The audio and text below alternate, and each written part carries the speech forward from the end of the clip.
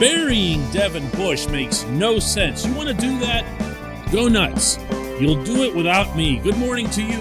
Good Monday morning. I'm Dejan Kovacevic of DK Pittsburgh Sports. This is Daily Shot of Steelers. It comes your way bright and early every weekday. If you're into hockey and or baseball, I also offer daily shots of Penguins and Pirates where you found this. The Steelers will begin minicamp tomorrow. And for those who don't know the difference between minicamp and OTAs, it's really simple. You got to show up for minicamp. Otherwise, to the naked eye, it doesn't really look all that different.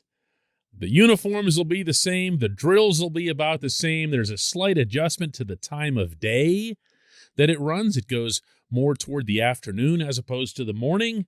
But otherwise, it's just another 3 days of stuff for which you've got to show up. And given the attendance the Steelers have already had at OTAs, it's going to be virtually no difference at all. There will also be almost no way to gauge performance of any kind. You'll see, hear, or read about the occasional pass downfield to so-and-so who reached up over another guy to make a catch, because that's what you get out of 7-on-7 or even 11-on-11 no-touch drills.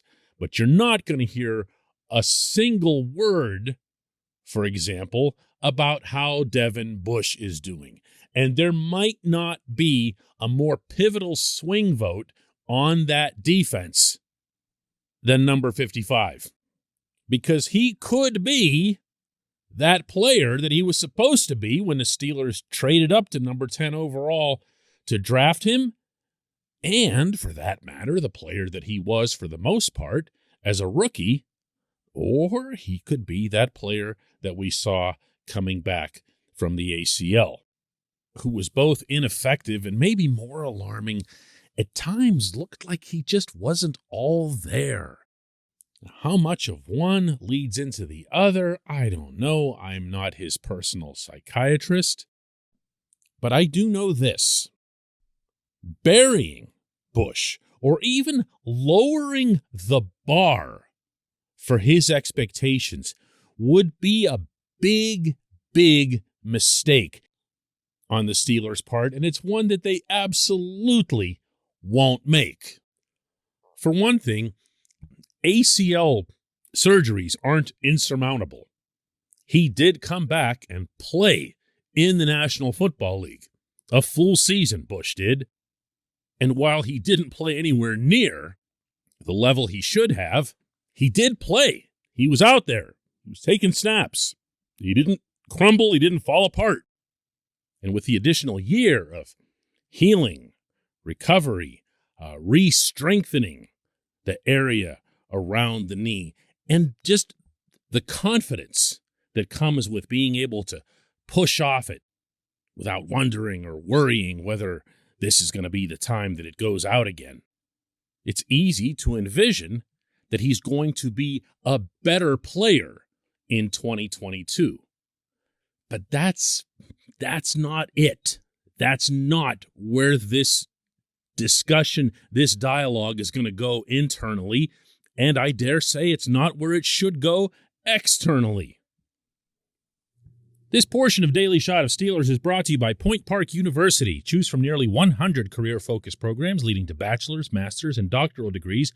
Choose when and how you'd prefer to do that studying, whether it's at Point Park's gorgeous downtown Pittsburgh campus, whether it's online, maybe a flexible hybrid format would work best for you. Find out more about all of this at pointpark.edu. This is a little bit of what Bush had to say to us late last week at OTAs regarding his own view of the coming season and his own expectations of his performance. I don't think I got nothing to prove for real because, I'm a first rounder. I'm a top 10 pick, and that's never going to change. So, I don't think I got to prove anything to anybody. I think more so I just got to go out there and play football. And I think my mentality for real is going out there and being a football player again. Good for him. That's the right reaction. That's the right approach. The right attitude, but it's got to be backed up. And part of that is recognizing and really embracing where it is that you're supposed to be. So I'm going to give that a shot here. This is a defense that has T.J. Watt, Cam Hayward, and Minkah Fitzpatrick on it. And that alone, if you put those three guys on the field with 8 pretty much NFL average defenders, you'd have a decent defense. But that's not the goal here. That shouldn't be the goal here. And the one player who can make the single biggest difference in that regard, with all due respect to the acquisition of Miles Jack, who will be Bush's partner on the interior there, is Bush. Look, you can say what you want about the Steelers moving up to draft him. I mean, the capital that they got for that trade, you'll recall, came via picks that were acquired for Antonio Brown. And it's always fair to revisit whether or not the Steelers even got the right Devin. Referencing, of course, Devin White with Tampa Bay. But what's indisputable, and there's not a draftnik anywhere that would argue against this, Bush was going to be a first-round pick of somebody. Bush was on every team's first-round draft board. He was on every expert's first-round draft board. That tells me and you and everyone else what this player's pedigree was, what his potential was. There's no way everyone could be wrong. And these are the points that need to be emphasized and re-emphasized with him, especially with him. I believe Tomlin's going to do that. I believe Tomlin's already doing that. This is a coach who is not at all timid about citing someone's draft status, for better or worse, as motivation. Does anyone remember a few years back when Bud Dupree finally started coming into his own a little bit? And I'm not talking about when he broke through and everyone was Bud and TJ and Bud and TJ and all that. I'm talking about when it was just Bud and he'd make the occasional play and get back to the quarterback and just throw him to the ground, and you'd go, whoa, Bud. After one of those games, I asked Tomlin about a play that Bud had made. And his answer to me was crazy short, but very telling, where he looked at me with those wide eyes and said, that's what a first-round player is supposed to do. That's this head coach's attitude. And he'll use it in the other direction, too. You're undrafted. They didn't believe in you. You're a 7th rounder. No one wanted you. Da-da-da-da-da-da. That's got to happen with Bush. But that's got to happen, I believe, with all of us. If we get to the point where we say, well, if Bush is just okay, I mean, at least Miles Jack is there, and he'll make some tackles, and the defensive line should be a little bit better. And don't do it. Don't do it. This still needs to be, if not a great player, that's a tag I don't really put on a whole lot of guys, but a very, very good one in the National Football League. When we come back, just one question.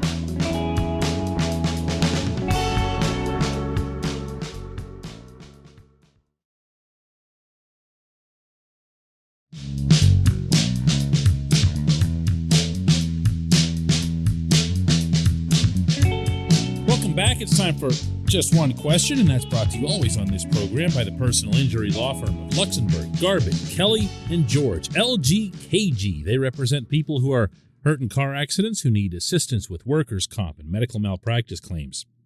The attorneys at LGKG have been designated super lawyers, capital S, capital L, for the past 15 years. And yes, that is a real thing. The super lawyer designation is reserved for the top 5% of all attorneys in Pennsylvania. Learn more about them at lgkg.com or by calling 888-842-5454. And today's J1Q, it's a good one too, comes from Anthony Gerard, who asks, do you see the Steelers picking up an outside defensive lineman? I don't.